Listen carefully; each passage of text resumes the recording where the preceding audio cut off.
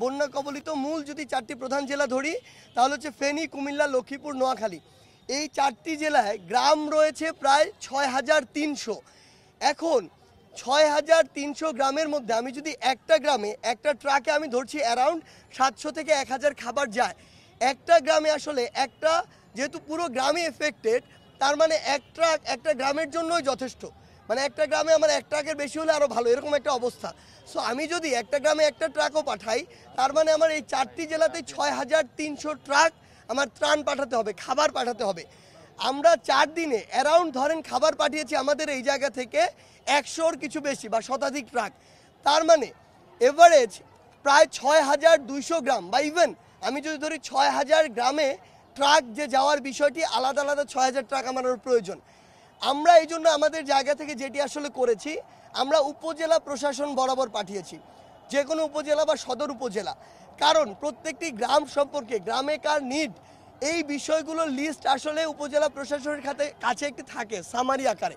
So তাদের কাছে পাঠিয়েছি এ কারণে যে ওই প্রত্যেকটা এরিয়া ইন্ডিভিজুয়াল চেনা আমাদের জন্য টাফ, এক। দ্বিতীয়ত ওই উপজেলার কোন রাস্তাগুলোর কি অবস্থা, সেই জায়গাগুলোতে আমাদের এই ট্রাকগুলো নিয়ে যাওয়া আমাদের জন্য অনেক বেশি সমস্যার।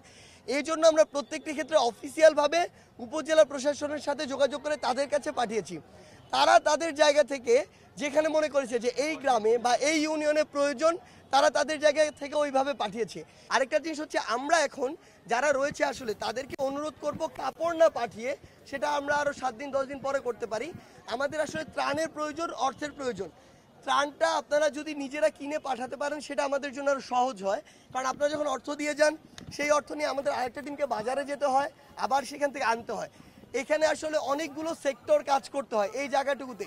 এবং আমরা যারা, শুধু আমরা না, আপনারা হয়তো এই জিনিসগুলো ওই অঞ্চলটুকুতে প্রথম ফেস করছেন, সেই জায়গায় এটি করা আমাদের জন্য আসলেই কিন্তু চ্যালেঞ্জ। তারপর আমরা আমাদের জায়গা থেকে চেষ্টা করছি। এই জন্য যারা আসলে সহযোগিতা করতে চান আমাদের এখানে এসে, আমরা অনুরোধ করব ত্রাণ দিয়ে।